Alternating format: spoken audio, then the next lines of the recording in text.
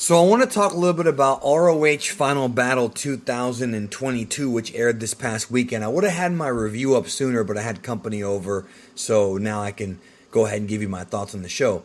This was a pretty good little pay-per-view, although I must say that it felt a little bit like a house show, except with a lot of title changes. I'm pretty sure that every championship changed hands on ROH Final Battle. Now, it's no secret that Final Battle is booked by AEW owner slash booker Tony Khan. And there's been a lot of Ring of Honor guys on their television for the past few weeks. When it comes to Ring of Honor, though, nowadays, it honestly feels like that brand name isn't really worth much, considering that AEW owns it and that everybody who is a fan of Ring of Honor knows that AEW owns it and vice versa. So really what we're getting here is, in a way, kind of another AEW pay-per-view. I mean, it's their production. Now, that does not necessarily mean that it's a wasted brand, but I feel like keeping it as a separate organization is weird because you're going to have guys going back and forth anyway, so it almost feels like kind of like an NXT type of thing. Like, it's almost like Ring of Honor might be getting set up to be a developmental, which is not an issue except for the fact that Tony Khan is booking both of them, and I don't think that's a good idea because booking more wrestling is going to lead to him getting more burnt out. It happens to everyone. It's not anything anybody can avoid. You eventually get burnt out and you need a break. And the more wrestling you book, the more, likely it is you get burnt out. But the show itself, though, a solid wrestling show. There was a lot of good wrestling on the show. I think what surprised me is the main event, which was Claudio Castagnoli against Chris Jericho. I knew it would be good, but it was actually better than what I was expecting. These guys worked a really fun little old school match that I enjoyed watching. It wasn't too long. It had the perfect length, although the finish was a little bit controversial. The giant swing being a finisher that somebody gives up to, that's something right out of like the 1950s or 40s in wrestling. That's how old that move is. I didn't have a problem with the way it was used here, but some people did. Some newer fans did, and that's only because of the fact that on this very show, we saw people doing crazy things earlier in the show, and that wasn't enough for them to get pinned, much less tap out. And then here we have what would be considered a transitional move, and he tapped out. So, I don't know. I didn't hate it, but I do wonder where they're going now with this, because Jericho was supposed to be the guy that was going to be champion and set up their TV deal, but it looks like there's not going to be a TV deal because we found out that Ring of Honor is going to be airing on Honor Club, which is a pay service. You pay, I think, $10 a month and you get Honor Club. That's dumb.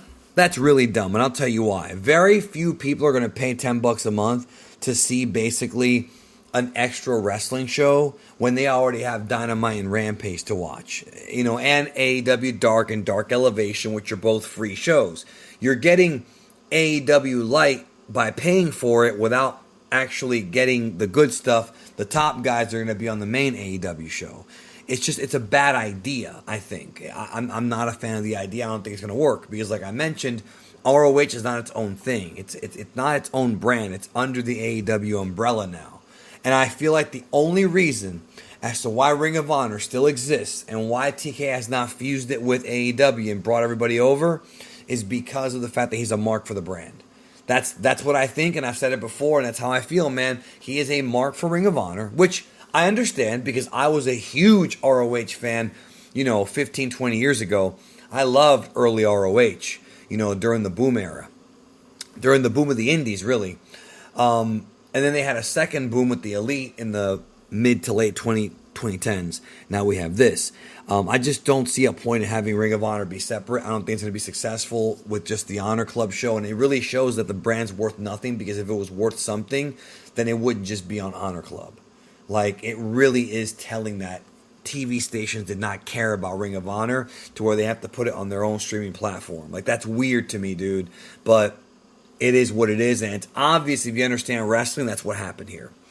Samoa Joe and Juice Robinson, good match. Not a great match, but a good match and a good showing for Juice. A weird match, I would say. I've heard some people say this kind of was Juice's AEW tryout, but I don't think that's fair because the dude's already wrestled on AEW before. And Tony Khan's familiar with him, so I don't think that's the case. But the match itself was fine for what it was. Now, the one I was looking forward to the most, and really the true main event of this show, was the double dog collar match with the Briscoes against FTR. Now, the match was signed literally on Wednesday, days ago. It has no build-up with the exception of the previous matches they've had, which were fantastic. The Briscoes FTR feud was great. I liked it a lot. This match was the weakest of the three matches, in my opinion. I think the first one was the best one. I think they go in declining order. But it was still great. It was still phenomenal. We saw some crazy stuff in this matchup. And, with the Briscoes defeating FTR, again, I knew something was happening when they were doing this and kind of changing all the belts over. They were trying to make this like a big reset show. And that's kind of what it was. Wheeler Yuta and Daniel Garcia, I don't want to see these guys wrestle ever again. I think both these dudes, look, I have nothing against them, and they're very skilled in the ring, but they don't have any charisma. They've been trying with Garcia. He's shown some, but Wheeler Yuta doesn't have anything for me. I don't think he's in the spot they try to put him in, like put him in the upper mid-card. I think he's pretty much a mid-carder for right now. And I'm not saying that makes him a bad wrestler. He's definitely not that, but he's not captivating. He's not a captivating character. Neither one of them are, but Garcia's ahead of him, I would say. So, talented wrestler, but not a guy who I think is ready to be pushed too high up. Also on the show, Swerve in Our Glory against Shane Taylor Promotions. I thought that Swerve in Our Glory broke up. Did I miss something? Because I thought they were broke up. Then I heard on the show this past Wednesday they were back together again, and did I miss something? Did I miss like a TV or a Rampage episode? I could have sworn these guys were done. And not just me, other friends of mine were asking me. I thought they broke up, and I'm like, so did I. I didn't get it. Didn't get it at all. Top Flight against Kingdom. Good opener. I liked it. And then we also had on the show Blake Christian, AR Fox against La Facción Ingobernable, which is Rush and Dualistico. That was, I think that was the opener. Yeah, and it was fun, but didn't get enough time. They tried to cram, I think, too many matches on this show. Athena and Mercedes Martinez for the ROH Women's title was good.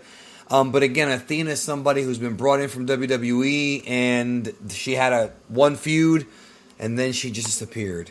That's the problem, man. AEW, under their contract, and this includes ROH, have way too many wrestlers and not enough TV time, so people aren't recurring characters except for Moxley and I guess Kenny Omega and a few guys. I just think they're missing. They're missing some things. So Swerve in Our Glory won the match, by the way, which was weird because I was really thinking that they were going to lose because they were on the way to splitting up, but I guess not. Are they going to end up being like permanent fixtures to ROH? I don't know. I couldn't tell you. As of this point, though, even though I obviously was a fan of Ring of Honor and I was excited for this pay-per-view because there were a lot of good matches on it, the brand itself is not even necessary anymore. It really isn't. I feel like at this point, it's just an AEW show with a few different talents. To me, it's not that different. It's not like it's really a different company with different talent doing a talent exchange. It's literally stuff that we see on Dynamite every week, and they're moving some guys over there. So yeah, I am not going to be paying that money for Honor Club. I don't know about you guys. I'm just not. There's already too much wrestling on TV as it is. I think these guys are out of their minds to even keep ROH as a viable brand, and I think at some point they're probably going to have to just merge ROH into AEW and just take all the talent with them, because I just don't see this thing lasting. It's like a pet project for Tony, and that's what it is. It's Mark shit. No disrespect to him. I'm really not trying to be disrespectful, but it's like, dude, this company, like, I know that you were a fan of it, so was I. It's 20 years old. The company is 20 years old now. I have the very first show on DVD. I saw it many, many years ago, and I witnessed most of the company's rise. And even I'm going to tell you that as much as I used to love Ring of Honor, like, at this point, it's just a developmental league for AEW, which is fine, except who's going to pay that money for it? I don't know. But the Briscoes are awesome, so maybe that'll be worth it. I guess we'll find out. that's it. Those are my thoughts on the show. I don't really have much to say, but I'll be back soon with more videos discussing pro wrestling, movies, and all the other stuff I love. So take care. I'll see you soon.